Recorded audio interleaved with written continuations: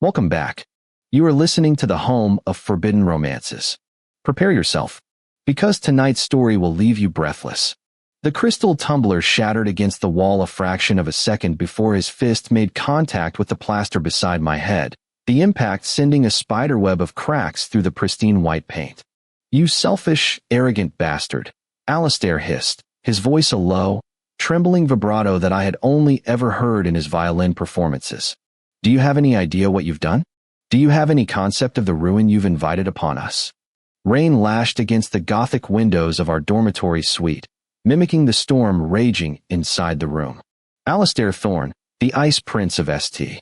Valerian's Conservatory, the heir to a musical dynasty that spanned 3 centuries, and the man who had spent the last 3 years claiming he was as straight as the strings on his Stradivarius, was unraveling. His chest heaved beneath his damp dress shirt, the top buttons torn open in his haste, revealing the flushed skin of his throat. He looked murderous. He looked terrified. He looked beautiful. I wiped a streak of blood from my lip where his signet ring had grazed me earlier, not in violence, but in a desperate attempt to silence me before I destroyed his world. I leaned back against the wall, trapping myself between his rigid arms, and offered him a crooked, reckless smile. "I know exactly what I did, Alistair," I whispered, the adrenaline singing in my veins louder than any symphony. I stopped lying. "Maybe it's time you tried it. To understand why Alistair Thorne wanted to strangle me, you have to understand the ecosystem of St. Valerian's. It was not merely a university. It was a shark tank lined with velvet and gold leaf. Here, your bloodline mattered as much as your fingering technique. And in this world, Alistair was royalty. He was the concertmaster, the perfect student, the golden boy who followed every rule, hit every note with mathematical precision, and was destined to marry a nice, quiet heiress from a woodwind family to secure the Thorne legacy. And I was Julian Vane, the pianist, the chaotic variable, the stain on the sheet music. My family was new money, loud money. We bought our way into the arts, and while my talent was undeniable, my instructors called it feral genius. My reputation was trash. I drank too much, I skipped theory classes, and I played Rachmaninoff like I was trying to break the piano. We were assigned as roommates in our first year. A clerical error, or perhaps a sadistic experiment by the dean. For 3 years, we existed in a state of Cold War. Alistair treated our suite like a museum. I treated it like a lounge. He woke up at 5 a.m. to tune his violin. I stumbled in at 5 a.m. smelling of gin and regret. He hated me. He made that abundantly clear in the way he would sneer when I brought girls back to the room in our first year. "Must you be so vile?" he would say, not looking up from his sheet music, his back rigid. "Have some decorum, Julian." "Jealous, Thorne," I'd tease, flopping onto my bed. "Of your inability to control your base instincts?" "Hardly. I have a future to secure. I don't have time for flesh." He was a monk, a statue carved from marble and disdain. He swore he was straight, not because he talked about women, he never did, but because he seemed to transcend sexuality altogether. He was above it. He was purely music and duty. But I watched him. When you live with someone, you learn their rhythms. I saw the way his eyes lingered on my bare torso when I came out of the shower, only to snap away instantly, his jaw tightening until the muscle feathered. I saw the way he would leave the room if I sat too close to him on the sofa. It wasn't hatred. It was panic. The breaking point began a week before the Winter Gala. The gala was the event of the season, attended by every critic, conductor, and patron in Europe. It was also, traditionally, where the elite students announced their engagements. My father, a man who viewed me as an investment rather than a son, had called me 3 days prior. "Julian," his voice had rasped over the phone. "I've spoken with the DuPont family. Their daughter, Elena. She's a cellist. Respectable. You will escort her to the gala, and by the end of the night, there will be an understanding. I'm not marrying Elena DuPont, father. You will do what is necessary to legitimize this family. The rumors about your lifestyle are becoming a problem. Fix it." He hung up before I could object. The rumors he mentioned were just that, whispers. I had been careful. I played the part of the playboy, but I had never brought a man back to the dorm. I had kept my true nature locked in a box, buried under layers of sarcasm and apathy. That night, I was practicing in the common room. I was playing Liszt, hammering the keys with a violence that threatened to snap the strings. I didn't hear Alistair enter. "You're rushing the tempo," his cool voice cut through the music. I stopped, my hands hovering over the keys, breathing hard. "Go to hell, Alistair." He walked into the light of the floor lamp, looking impossibly pristine in his silk pajamas. He placed a glass of water on the piano. "You're angry. You play like a butcher when you're angry. What is it?" "My father," I spat, grabbing the water and downing it. "He's trying to breed me like a prize horse. Wants me to announce an engagement at the gala." Alistair went very still. The shadows obscured his eyes, but I saw his hand clench at his side. "And the DuPont girl is adequate. It is a logical match." "Logical?" I laughed, a bitter, jagged sound. "I don't want logical, Alistair. I don't want a business transaction. I looked at him, really looked at him. The moonlight caught the sharp angle of his cheekbone, the lush curve of his mouth that he kept so often pursed in disapproval. "I want to burn." "Fire consumes, Julian. It leaves nothing but ash." "Better ash than ice," I countered, standing up. I was taller than him by an inch, but he always held himself with such authority that he felt larger. I stepped into his personal space. "But you wouldn't understand that, would you? You, with your perfect life, your perfect future, your perfect straightness." He didn't back away. He smelled of sandalwood and old paper. His breath hitched, just once. "I do what is expected of me. That is the burden of excellence." Is it excellence? Or is it cowardice? For a moment, I thought he was going to hit me. His eyes, usually a cold gray, turned black. His gaze dropped to my lips, then ripped away as he turned on his heel. "Go to sleep, Julian. You're drunk on self-pity." The night of the gala, the grand hall of St. Valerian's was transformed into a Versailles-esque nightmare of crystal chandeliers and suffocating perfume. The orchestra played a polite waltz while people in thousands of dollars worth of silk whispered behind champagne flutes. I stood by the pillar, suffocating in my tuxedo. Elena DuPont was clinging to my arm, a nice girl who looked as terrified as I felt. My father was across the room, watching me like a hawk, raising his glass in a silent command. "Do it." Alistair was on the other side of the room. He was surrounded by the board of directors and his parents. He looked majestic in black velvet, his hair slicked back, his expression unreadable. He had a woman on his arm, some viscount's daughter. They looked like a cake topper. Perfect. Dead. Our eyes met across the crowded floor.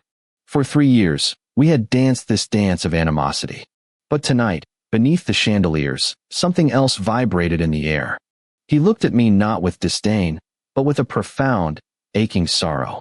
And that was when I decided I didn't care about the inheritance. I didn't care about the reputation. I couldn't breathe in this cage anymore. The dean tapped the microphone. "Ladies and gentlemen, if I could have your attention. We have a special announcement from the Vane family." The spotlight swung to me. My father beamed. Elena squeezed my arm, trembling. I stepped forward, gently detaching Elena's hand from my arm. I walked to the center of the stage, taking the microphone. The silence was heavy, expectant. "My father," I began, my voice echoing through the hall, "wished for me to make a commitment tonight. To secure a legacy." I looked at my father. His smile faltered. "But I have learned at this institution that music requires truth. Without truth, there is no art. And the truth is," I scanned the crowd, bypassing my father's horrified face, bypassing the shocked gasps of the elite, until my eyes locked onto Alistair. He was frozen, his champagne glass halfway to his mouth. "The truth is, I cannot marry Miss DuPont. Nor any woman. My heart and my desires lie elsewhere. I am gay." The silence that followed was not the respectful silence of a concert hall. It was the vacuum of a bomb blast before the shockwave hits. Then, the murmur started. A roar of scandal. My father dropped his glass. It shattered. I didn't wait for the fallout. I dropped the microphone, a thunderous thud, and walked off the stage. I headed straight for the exit, tearing off my bow tie. I expected my father to follow me. I expected security. Instead, as I burst out into the rainy courtyard and sprinted toward the dorms, I heard footsteps behind me. Fast. Aggressive. I made it to our room, fumbling with the key, my hands shaking.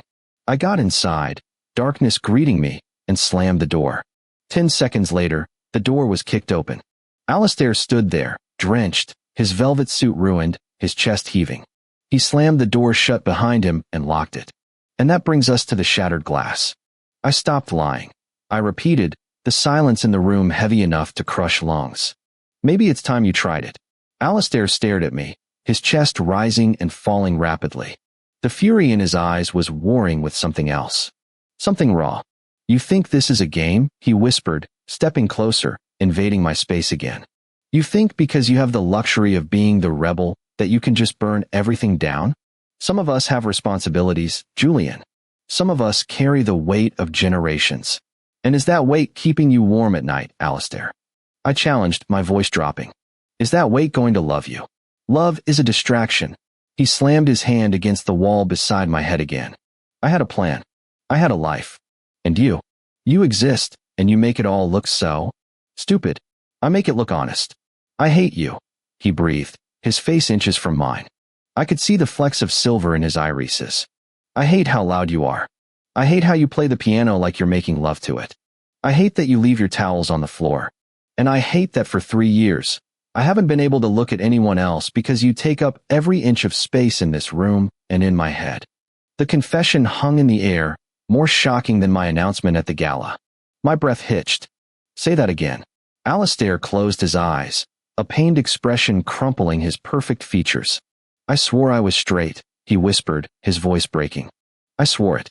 I repeated it in the mirror every morning. I built a fortress around it. Because if I wasn't, if I was like you, then I would have to disappoint everyone.